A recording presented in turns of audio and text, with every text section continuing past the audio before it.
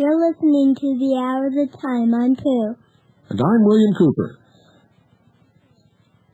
I pledge allegiance to the flag of the United States of America and to the republic for which it stands, one nation, and under God. What's next? Indivisible, with liberty and justice for all. That's good. You didn't even need any help. Yeah, I almost forgot the whole thing. That's the first time, huh? Yeah. Well, everybody makes mistakes, and you're entitled. Yeah. Okay, thank you. You know, folks, my mom has a cold today.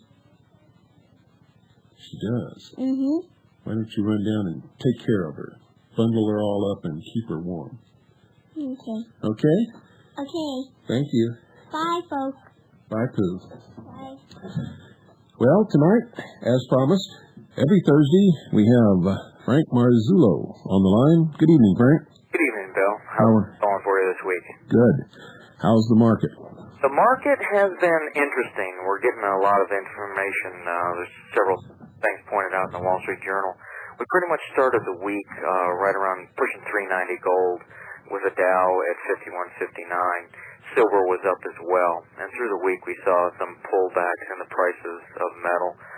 Pretty much closing out today with gold at 385.80, silver at 509. The Dow briefly had broke above 5,200. It actually closed yesterday above 5,200.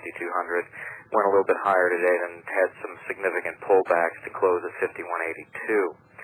But according to the Wall Street Journal, there's several things that, like we talked about last week, significant speculation that we're going to see a capital gains tax cut next year. Sometime passed during the year, made retroactive to January 1. And all this action on the Dow, when you take the trillions of dollars that are in the stock market and you focus them on a few issues, you can obviously drive the prices quite high and have significant percentage increases in value. Well, hey, you're making big bucks. Next year, capital gains tax cut. Speculation grows that a popular year-end technique may be killed or altered. Basically, what we see going on right now is what's called selling short against the box. It's a tax deferral technique by which they generate a lot of activity, and they don't have to come up with the money or take profits until January. So that's what's going on with all this Dow action and these record moves and all this other nonsense that, like we talked about last week when we went through and explained all that, really and truly isn't anything wonderful at all. We talked, before we clicked on the air, I was asking about Phil Marsh. The pressure that people are putting on the IRS by getting out, my understanding is, some 46 million people have not been taxed? I believe it's much higher than that. In fact, I believe the figures are so high that you're never going to hear the accurate figure. No, I'd have to agree with you. But the IRS quietly has altered the wording in its employee manual. Now a taxpayer's disclosure will no longer be considered voluntary. If anyone from the IRS has launched an inquiry, such as a civil audit, an IRS official said in an interview. And they're also talking about restructuring the IRS. They're putting together a new commission created in a provision in the Treasury's appropriation bill, signed into law recently by Clinton. So it looks to me like the pressure that we're putting on them with what we're doing is working.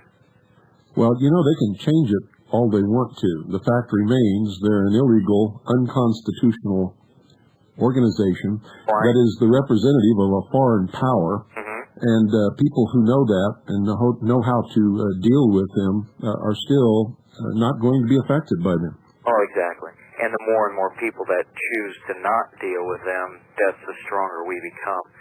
But back, a little bit on the metals market, back to that. During the first 6 months of 1995, we wonder, well, why hasn't gold gone anywhere? It's just been kind of languishing around. Belgium alone, the country of Belgium alone, in the first 6 months of 1995, dumped 244 metric tons of gold into the market. Again, perception issue. Keep the price of gold down. If people see the Dow going up or, pretty much remaining up there and gold staying down, hey, there's nothing to worry about, is there?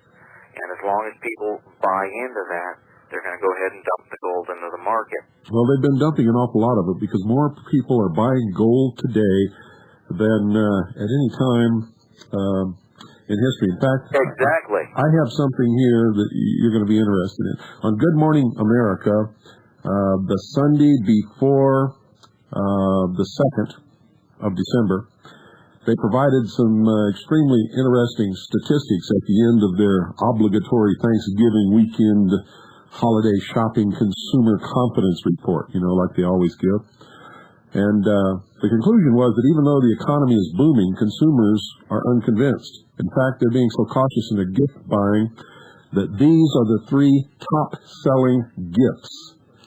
Number 1 is home computers. Number 2 is gold. Number 3 is guns and ammunition. Now, that's on Good Morning America. Now, do you think that the people out there know that they're being lied to in the media, so they get their computers for an alternative source of information through bulletin boards and, the internet and the rest of it? They're getting the gold because they don't believe in the monetary system, and they're getting the guns for obviously, for obvious reasons that nobody has to discuss. Exactly. But that's interesting. With all the gold that's going out there, 244 tons by Belgium alone, that's over 3 times all of 1994 central bank sales. Yes. The market just sucks it up, and the price just keeps on working its way up, and they've got to dump more and more, and they're running out. They're rapidly running out of the available metal to manipulate the market with. And the other thing that was discussed, this is by Peter Cardillo of Westphalia Investments, they may be using this as a way to align currency values to bring us into a single currency.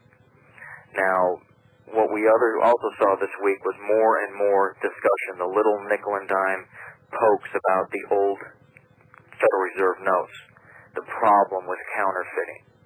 Now, Greenspan got up there and said $9 out of every million is counterfeit. And yet that's the only reason they use to come up with the new notes is to combat counterfeiting. To me, that's not enough of a reason to do so. But again, you and I and others know differently the contractual nature of these things, that they're subtly different enough that under UCC, they don't have to be honored at 1-for-1. That's right. In fact, the actual contract no longer appears. Mm-hmm. It says something like legal tender, but that's about it. It has no contract whatsoever, as even a pretension of money. Exactly. So the reality is people are going to get bushwhacked here, and it's looking like it's pretty soon. Well, I love reading Veritas because my favorite column is the whole thing on the symbolism. We've just all been, this past week, it ends this evening, what's-his-face, guy married to Fonda, his little network here, he just all brought us through the York Wright thing, 13 Days of James Bond. Oh, you're talking about the Communist News Network? Yeah, Ted Fonda, yeah, and his TBS, his Superstation. Ted Turncoat, he's married to Hanoi Jane. Yeah, we just given 13, we brought up all the 13 degrees of York Wright through the James Bond series, and when you understand the symbolism, when you understand how they speak with allegory, and you watch these things, you can see they're telling you what they're going to do. And they're also laughing at us. I believe it's Moonraker, where Bond crashes through a wall of this big warehouse, and there they are in there staging the moon landing. Yeah. And filming it with cameras. The biggest thing is it's getting close. Because you can see the different rights. You can see York Right, you can see Scottish Right, you can see some of the other factions starting to put out more and more warnings to their members. Yeah. I've had the pleasure of meeting a 8th generation Shriner, and who's on our side, who had never read Morals and Dogma. He just happened to have a very important position, and he was given the honorary degrees and worked his way up. And I shared with him a lot of the things that I'd learned from listening to you and reading Scarlet and the Beast, and he accepted it. He said 5 years ago I would have slapped you and said that there was just no way. He says, but he's been seeing some things lately that he had started to believe that something was wrong, and now he recognizes there is indeed a dark side, and it is being used to manipulate a large amount of the brothers that are in the craft. Oh yes. But he's been able to enlighten me to a lot of the little things. It's very interesting, but it's close. It's so close that it's absolutely unbelievable. Now, the Shriners and Freemasonry as a whole has always professed to be Christian, and they point to the open Bible on the altar. Why would Christians wear the red fez in the order known as the Shriners when the origin of the fez was after a great battle during the Crusades, when they literally slaughtered hundreds of thousands of Christians, and the blood was running in the streets. And the hats were blue or something before, right? Yeah, and they took them off their head and soaked them in the blood of Christians, and since that day, it has been a badge representing the destruction of Christianity by the Muslim world. But you really don't know that until you're made like a 33rd or you're one of the insiders. Most of these guys, like you've pointed out repeatedly, they think they're doing the right thing. They think they're working, and the Shriners Hospitals and all these other things that they do. It's like, well, hey, it's just tradition. We wear these funny hats. They don't bother to look into the symbolism. They don't bother to look into the allegory about everything. They don't read the history of it, and they constantly are being manipulated. And it's unfortunate, but at least a lot of them are awakening, and that's the importance. That is very important that they are. Well, I'll sure be glad when it happens on a massive scale. I will too, but we are in dire straits. Unfortunately, I don't think we're going to have the time. It is appearing that, again, with a capital gains tax cut, we can expect first quarter sell-off, significant sell-off, profit-taking, and positioning there, and that'll precipitate a whole bunch of other problems as the market starts tumbling down. This $1 trillion credit run-up that we've seen lately, all of a sudden, people aren't going to have dividends or whatever they're relying on to pay their debts. We're going to see layoffs. We're going to see some serious problems this first quarter of 96. Also, if they run true to form, in the tradition of Randy Weaver, April 19th, the Koresh Branch Davidians, April 19th, the Oklahoma City bombing, April 19th, then in the spring, somewhere around April 19th, you're going to see another great disaster. Oh, I don't doubt it. If maybe on the April 19th, maybe along the lines of a more violent nature, I'd like to, be great to talk with you when we have the time to go over what the possible dates before that for financial situations to develop. March 25th. What's March 25th? Where does that? It's around the. You know that you have the the winter solstice on December the 25th, and then on March the 25th, or around there, within a few days, is the spring equinox, and then you have the summer solstice. These are all important dates. Then in the satanic and the ancient religious calendars, you have specific events of sacrifice around the first week or two of April, which always calls for some blood to be spilled. But we can go into that another time. Are there any last words you want to impart to the listeners before we head on into the rest of the broadcast? Just start laying groundwork, get out of paper. I realize that a lot of people don't want to take the hit. They look at this, they look at that, it's like, oh my God, taxes this, taxes that. People, you better do something about it now while you have it to do something with. Ditto. Right? Thank you, Frank. We'll talk to you next week. Okay. Good night. Good night.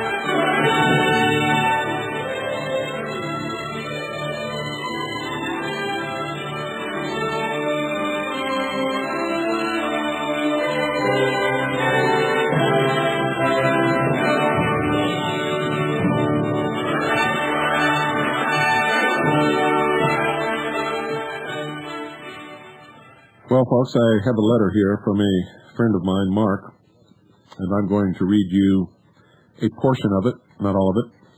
Part of it's private. Part of it is things that are things that we are researching and cannot be revealed yet, but I want to read part of this to you because it will point out to you how an understanding of symbology and how listening to this broadcast can help connect you with what is happening in the real world. Without the knowledge of symbology, without the understanding of the explanation of the mysteries and the importance of the millennium and all of these things, the phallic worship of the mysteries, you could hear all of this and never even make any connections. But this is how you take disparate quotes, information, books, things that are said, and things that you pick up, and put them together to paint a picture. And this is what Mark has done in his letter. So, anyway, he says, "It was truly an honor to speak with you on the phone the other day. I first met you at your 92 Atlanta seminar when you signed my copy of your book. Since that time, I have truly been enlightened through your shortwave show, your newspaper, and my own research. And I'm now teaching a weekly class on these subjects. God bless you always for what you are doing." The next paragraph I cannot disclose to you right now. "The following is information regarding the Promise Keepers movement, as we also discussed. The more I have looked between the lines of the Promise Keepers, the more I have realized they are encouraging ecumenism, a push for a one-world religion. One only has to look at Chuck Colson's involvement in order to throw up a red flag. Colson attended the recent Parliament of World Religions, which is working toward uniting all religions of the world into one. Colson, an ex-Watergate convict, received the $1 million Templeton Prize for Progress in Religion, which is partially Rockefeller-funded. Colson is involved with Promise Keepers, which seems to be pushing the same agenda as the Parliament of World Religions. What sheds some interesting light is an endorsement by Promise Keepers of a new released book by Christian author Jay Gary entitled The Star of 2000. It was given favorable reviews in the July-August 95 issue of the official Promise Keepers magazine, appropriately titled The New Man. Interesting title of a book, given the Galileo, Arthur C. Clarke, Pope, and Marian visions, etc. Attempt of a fake spiritual encounter at the turn of the millennium. Sure enough, this book advocates a bi-millennial celebration of Christ's 2000th birthday and jubilee. What a way to deceptively sneak an idea such as this into the Christian bookstores, an idea that the mysteries have had in mind for a long time.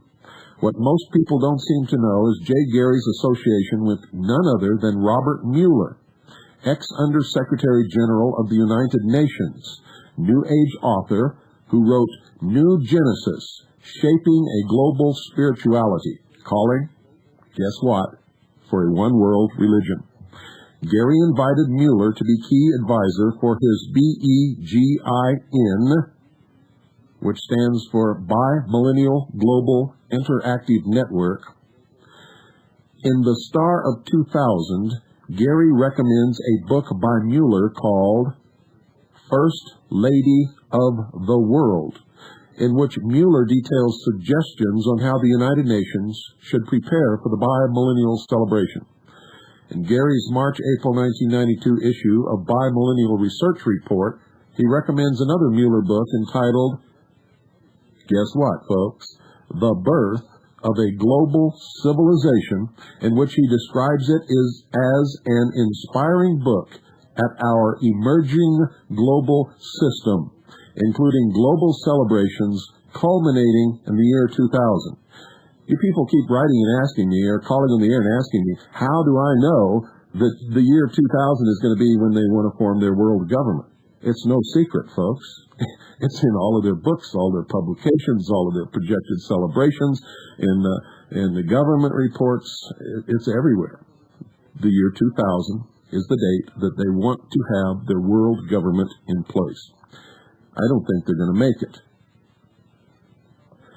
but it won't be too far behind the year 2000, I can assure you, unless we wake more people up.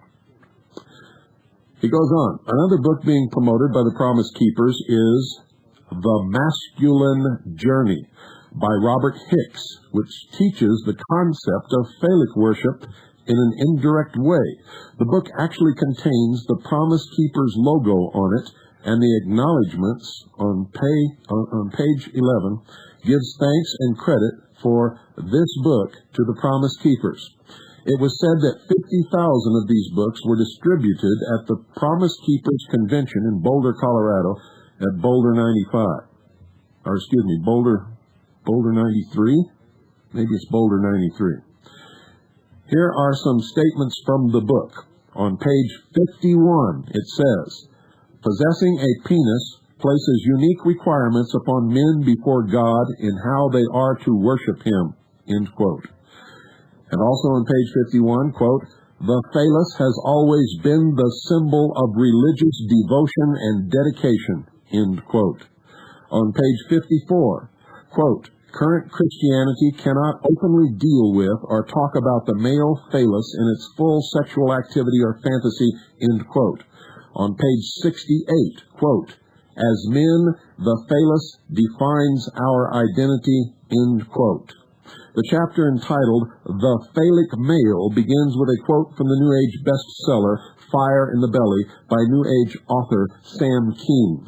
A recent statement published by Promise Keepers said, quote, "We feel that the masculine journey is a valid resource for men to grow in Christ," end quote.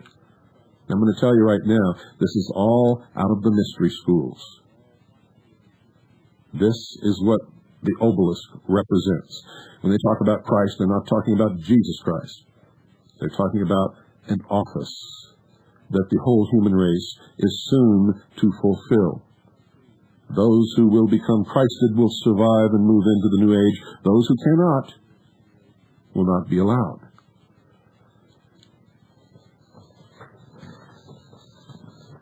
I bet that's got you awake now, huh? Are you listening out there? Well, I hope you are. Now I have another communication from Daniel New, Michael New's father. And I'm going to read this to you because I think it's important. I do believe. He says, and this is why Michael New eventually will win.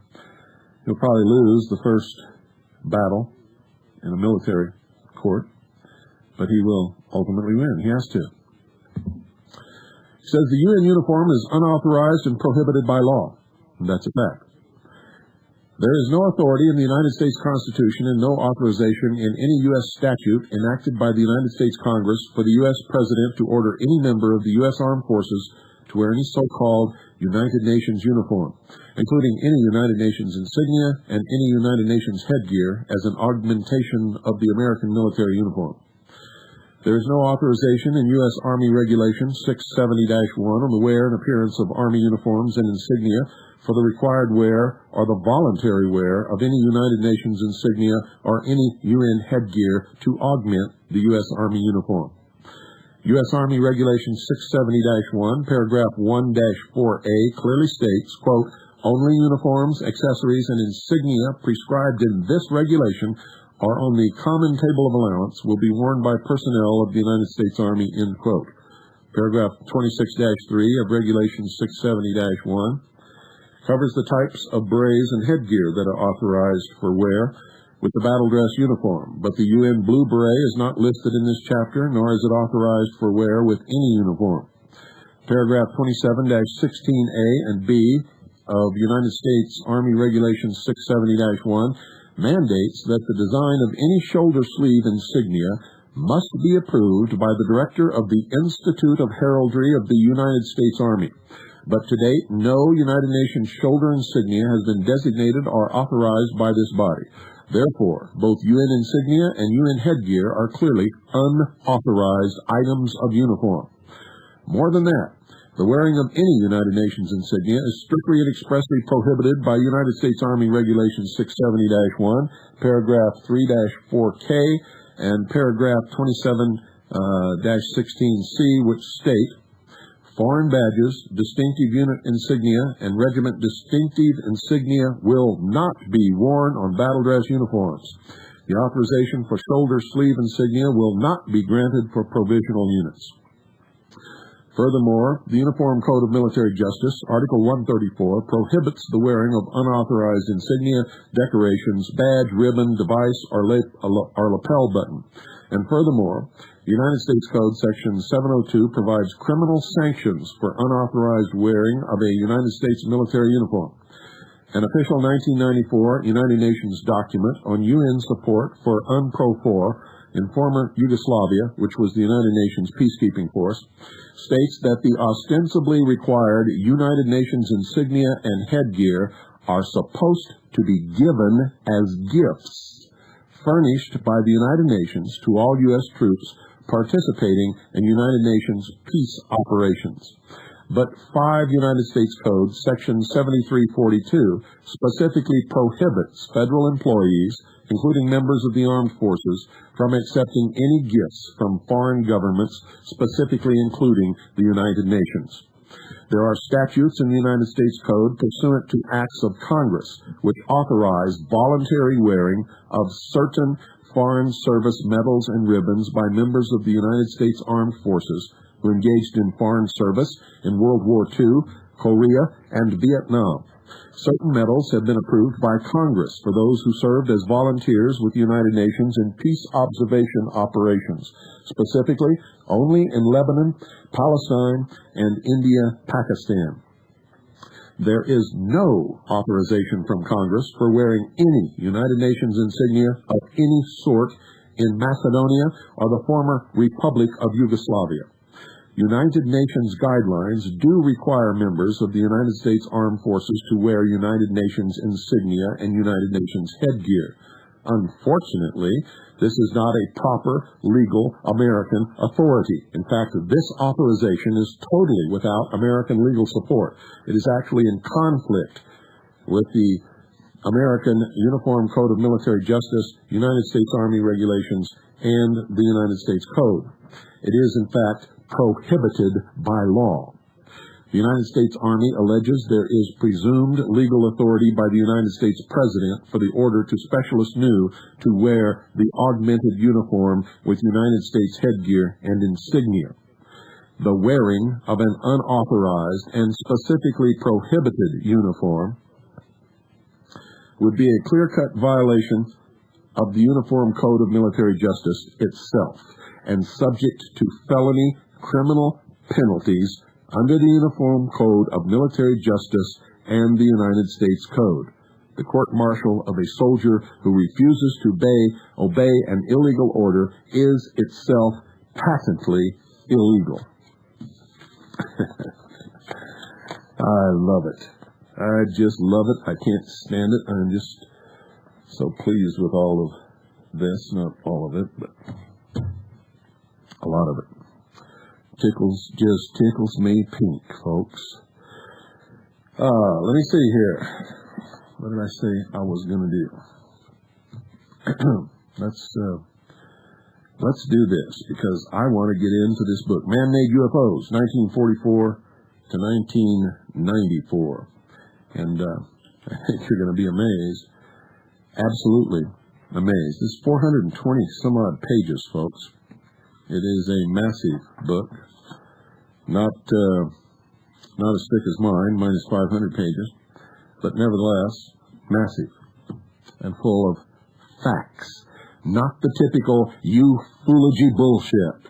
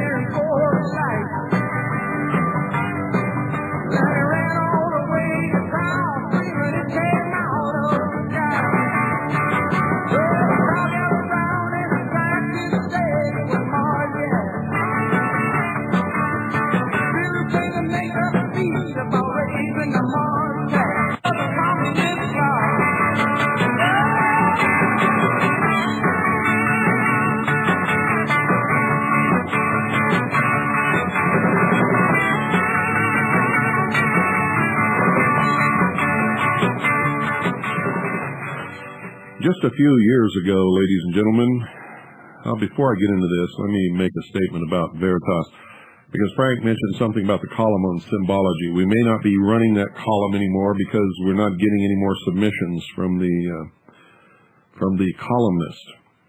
We don't know why, but he has failed to send submissions for this issue and the following issue as he's normally been doing. So I don't know what's going on with it. We'll find out. Not too long ago, a man by the name of W.A. Harbinson wrote a book called Genesis. I don't know how many of you may have read that book, but it was an amazing novel. A novel based upon some facts. In fact, he not only based it on some facts, but some real historical occurrences and some real historical people. And W.A. Harbinson, the author of Genesis, wrote the introduction to Man-Made UFOs 1944 to 1994, 50 Years of Suppression, which, by the way, was written by Renato Vesco and David Hatcher Childress. I'm going to read to you as much as I can tonight of W.A. Harbinson's introduction to this book, and I will continue with it tomorrow night. While Genesis is very much a work of fiction, it has been based on certain facts which this author feels are worth bringing to light. In the course of researching a different novel altogether, I obtained through the Imperial War Museum in London 2 short but intriguing articles which immediately captured my interest. The first one was a routine war report by Marshal Yarrow, then the Reuters special correspondent to Supreme Headquarters in liberated Paris. This article had been published, among other places, in the South Wales Argus on December the 13th, 1944, and it stated, and I quote, "The Germans have produced a secret weapon in keeping with the Christmas season. The new device, which is apparently an air defense weapon, resembles the glass balls which adorn Christmas trees. They have been seen hanging in the air over German territory, sometimes singly, sometimes in clusters. They are colored silver and are apparently transparent." The second article, an Associated Press release extracted from the New York Herald Tribune of January the 2nd, 1945, illuminated the subject even more. It said, and I quote, "Now it seems the Nazis have thrown something new into the night skies over Germany. It is the weird, mysterious Foo Fighter. Balls which race alongside the wings of Beaufighters flying intruder missions over Germany. Pilots have been encountering this eerie weapon for more than a month in their night flights." No one apparently knows what this sky weapon is. The balls of fire appear suddenly and accompany the planes for miles. They seem to be radio-controlled from the ground, so official intelligence reports reveal, end quote. Apparently those unknown objects made their final appearance in May 1945, when the end of the war was in sight. Intrigued by these reports, I conducted some more research and discovered a highly technical but little-known book called Inter Settatelli Senza Sparari by Renato Vesco, in which the author claims that the Foo Fighter actually existed, that it was originally called the Führerball, and that it was first constructed at the aeronautical establishment at Wiener Neustadt with the help of the Flugfunk Forschungsanstalt of Oberpfaffenhofen, or FFO. And forgive me if I don't pronounce these German names correctly. I don't even speak the German language, and so I am liable to make mistakes, but I will try my best. According to Vesco, the Führerball was a flat, circular flying machine powered by a special turbojet engine, which was used by the Germans during the closing stages of the war, both as an anti-radar device and as a psychological weapon against Allied pilots.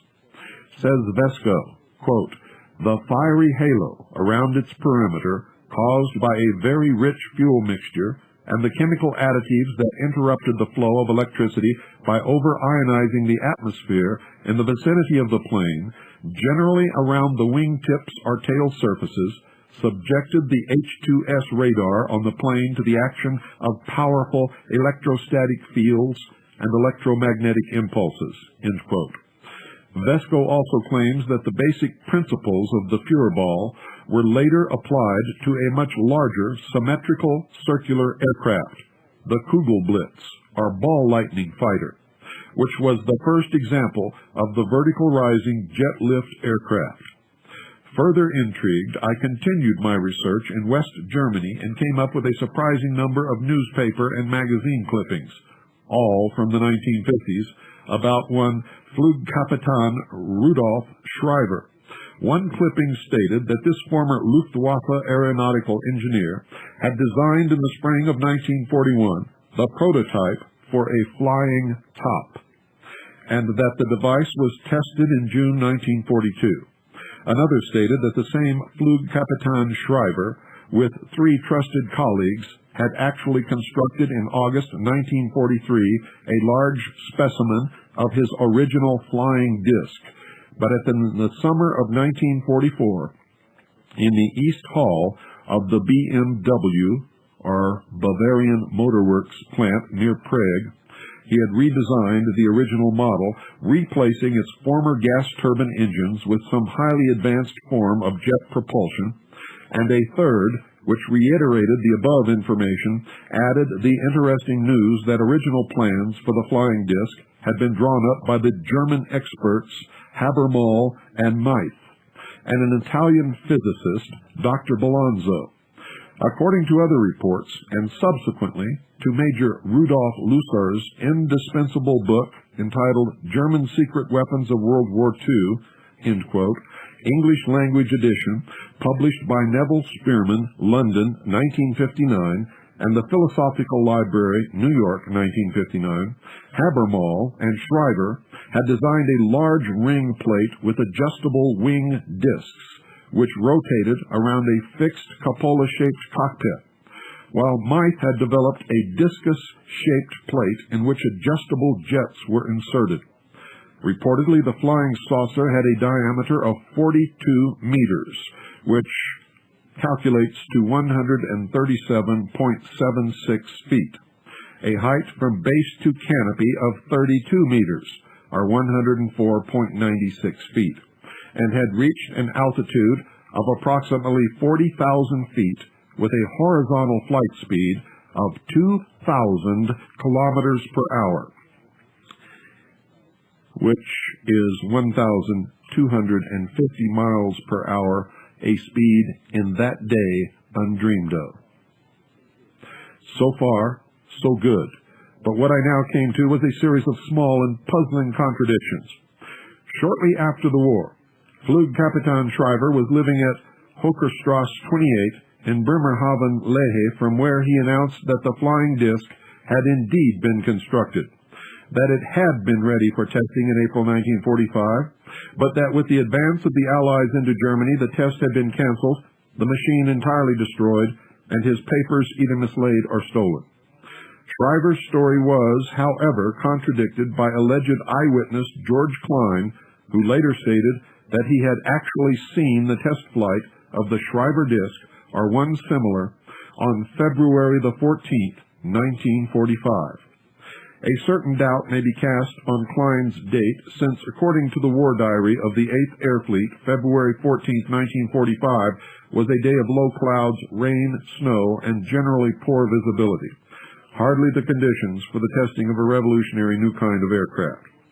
Nevertheless, according to author Renato Vesco, in his thoroughly documented book entitled Intercept UFO, the test flight of a machine called the Kugelblitz, which was rumored to be a revolutionary kind of supersonic aircraft, was successfully conducted over the underground complex of Kala in Thuringia sometime during that very February of 1945.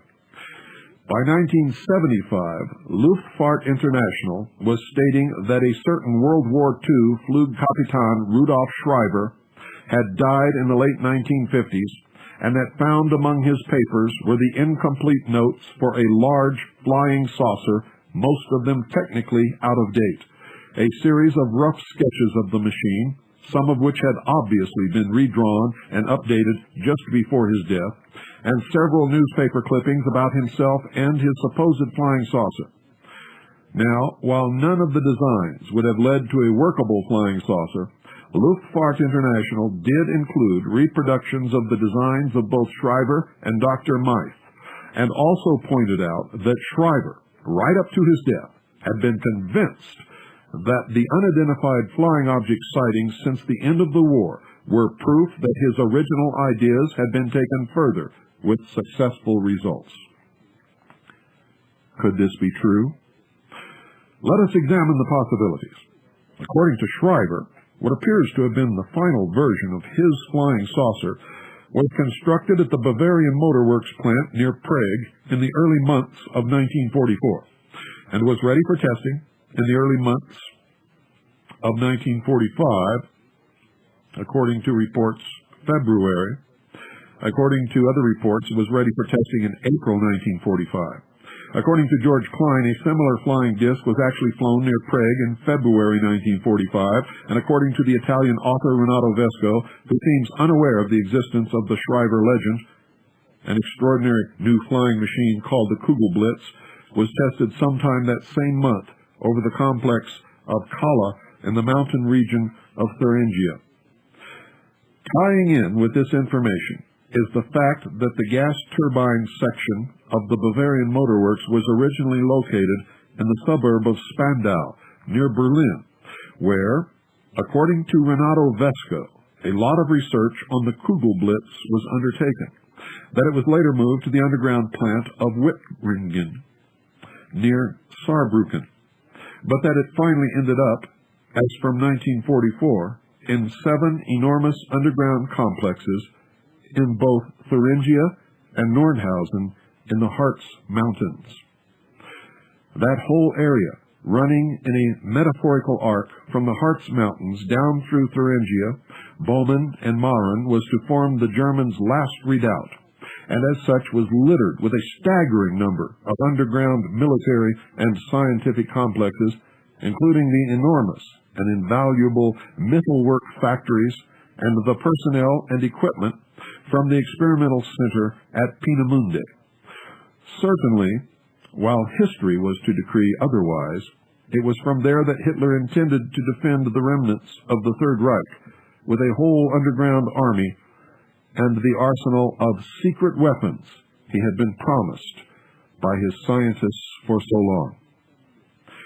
In May 1978, at Stand 111 in a scientific exhibition in the Hanover Messe Hall, some gentlemen were giving away what at first sight appeared to be an orthodox technological tabloid paper called Brisant.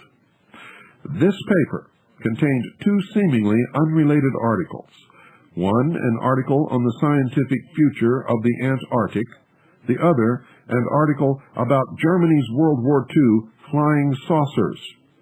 The flying saucer article reiterated the information mentioned before, but added that the research centers for Project Saucer had been located in the areas of Bomen and Maren. Now, regarding this, folks, it should be pointed out that Prague is in Bomen, and that Bomen is more or less surrounded by the metaphorical arc of the Harz Mountains. Thuringia and Maren, all of which areas contained vast underground research complexes, none of which were more than a few hundred kilometers from Prague. I should have said Prague, not plague. And of course, this coincides with the story of the test flight in 1945, witnessed by the one gentleman, and the accounts of Renato Vesco that the Kugelblitz was moved to and assembled underground near Thuringia. He had no knowledge of a test flight. The article also included a detailed drawing of a typical World War II flying disc, did not mention the designer's name, and claimed that the drawing had been altered by the West German government to render it safe for publication. Adding weight to his argument, the unknown author then pointed out that during the Second World War, all such inventions, whether civilian or military, would have been submitted to the nearest patent office, where under paragraph 30A and 99 of the Patent- und Strafgesetzbuch, they would have been automatically stamped secret, taken away from their rightful owners, and passed on to Himmler's research establishments. And according to the article, at the end of the war, some of those patents disappeared into secret Russian files, others into equally secret British and American files, and the remainder disappeared with various missing German scientists and SS men, many of them brought to the United States under Project Paperclip. Since neither the British, the Americans, nor the Russians are ever likely to reveal what precisely was discovered in the secret factories of Nazi Germany, it is worth noting that in 1945, Sir Roy Fedden, as leader of a technical mission to Germany for the Ministry of Aircraft Production, reported, quote, "I have seen enough of their designs and production plans to realize that if they had managed to prolong the war some months longer, we would have been confronted with a set of entirely new and deadly developments in air warfare," end quote. And by 1956, Captain Edward J. Ruppelt, then head of the United States Air Force's Project Blue Book, was able to write, quote, "When World War II ended, the Germans had several radical types of aircraft and guided missiles under development. The majority of these were in the most preliminary stages, but they were the only known craft that could even approach the performances of the objects reported by UFO observers," end quote. Now, I find that absolutely amazing and extremely revealing. The same article went on to point out that in 1938, Hitler, anxious for a foothold in the Antarctic, sent an expedition commanded by Captain Alfred Richter to the coast due south of South Africa. Daily, for 3 weeks, 2 seaplanes were catapulted from the deck of the German aircraft carrier Schwabenland, with orders to fly back and forth across the territory which Norwegian explorers had named Queen Maud Land. The Germans made a far more thorough study of the area than the Norwegians had done, finding vast regions which were surprisingly free of ice. Their planes covered 230,000 square miles in all, photographing almost half of that area.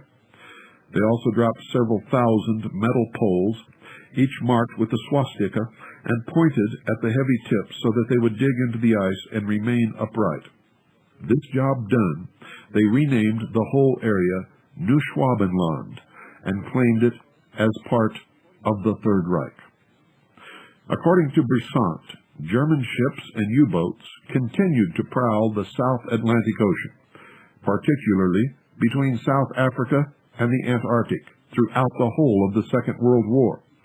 Then in March 1945, just before the end of the war, 2 German provision U-boats, U-530 and U-977, were launched from a port on the Baltic Sea. Reportedly, they took with them members of the flying saucer research teams, the last of the most vital flying saucer components, the notes and drawings for the saucer, and the designs for gigantic underground complexes and living accommodations based on the remarkable underground factories of Nordhausen in the Harz Mountains. The 2 U-boats duly reached New Schwabenland, more correctly known as Queen Maud Land, where they unloaded. What they unloaded, no one knows. Finally, 2 months after the war, the same U-boats surfaced mysteriously off the coast of Argentina, where the crews were handed over to the American authorities, who interrogated them at length and then flew them all back to the United States. About 1 year after this, the United States launched the biggest operation ever known regarding the Antarctic.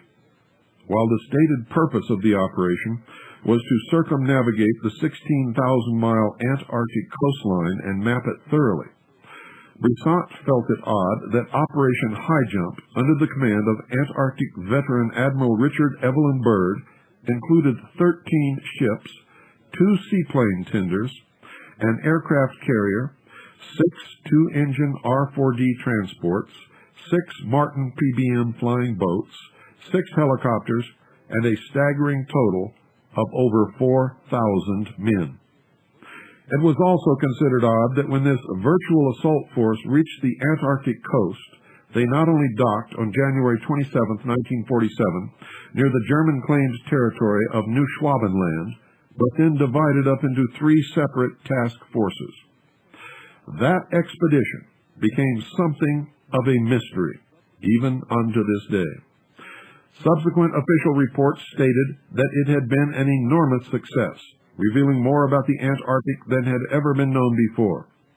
However, other, mainly foreign reports suggested that such in fact had not been the case, that many of Byrd's men were lost during the first day, that at least 4 of his airplanes inexplicably disappeared, and that while the expedition had gone provisioned for 6 to 8 months, the men actually returned to America in February 1947 after only a few short weeks.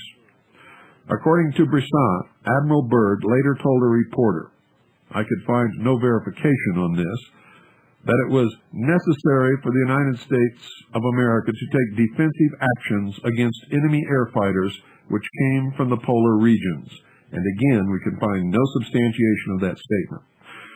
And in the case of a new war, the United States of America would be attacked by fighters that are able to fly from one pole to the other with incredible speed. Also, according to Brisson, shortly after his return from the Antarctic, Admiral Byrd was ordered to undergo a secret cross-examination, and the United States withdrew from the Antarctic for almost a decade. What was being suggested then is that throughout the course of the Second World War, the Germans were sending ships and planes to the Antarctic with equipment for massive underground complexes, that at the end of the war, the Flying Saucer Project's team of scientists were taken from Germany by submarines U-530 and U-977, that the Americans interrogated the crews of those submarines when they docked and what they had thought was a friendly Argentina, that the Americans then, upon hearing of the Antarctic base, organized a military task force disguised as an exploratory expedition, that expedition was subsequently put to disarray when it came up against the extraordinary German saucers, and that the United States then pulled out of the Antarctic temporarily in order to build their own saucers based on the designs found in Germany after the war. Now, there's a lot more in this introduction, and it is an extraordinary tale. But it is backed up by so many facts, ladies and gentlemen, that it had better not be dismissed. Because I'm going to tell you something right now. If your television set is broken, you don't go to New York for the answer. You better look behind it and make sure that it's plugged in. The same for this UFO phenomenon. Don't go to Alpha Centauri to find the source of something flying around in our own atmosphere. Because I'm going to tell you right now, the odds are that it originated right here. The substantial amount of information from my own personal research over the last 26 years, ladies and gentlemen, tells me that UFOs are a secret technology developed first by the Germans, then later by the United States, the Soviet Union, Great Britain, and Canada. These are not wild statements at all. In fact, there is no proof existing anywhere upon this earth for an extraterrestrial origin of what is known as the UFO phenomenon. But there are mountains of proof that say they are here, they are human-owned, human-operated. Whether they are remote-controlled or flown by pilots on board those craft is unknown.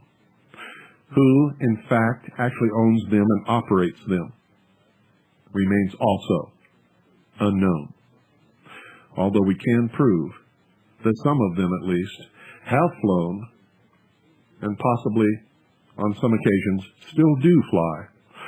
out of a secret base in the desert of Nevada, which you will find on maps as Groom Dry Lake, which is known to the military and to those of us who have studied it for many years as Dreamland, Area 51, or the Ranch. Good night, ladies and gentlemen. Don't miss tomorrow night's broadcast, and God bless you all.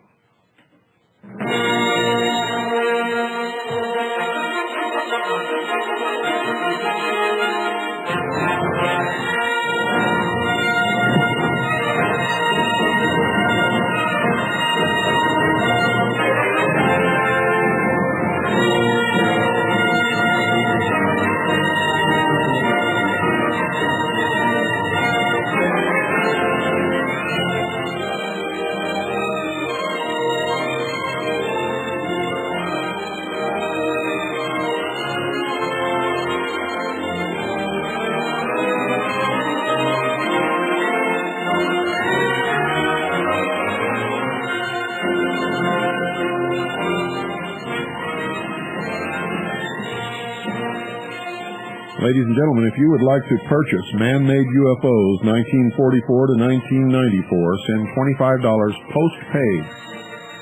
Make checks or money orders payable to Annie, A-N-N-I-E, and send them to the Intelligence Service, Post Office Box 1420, Sholo, Arizona, 85901. The address will be repeated at the end of this broadcast.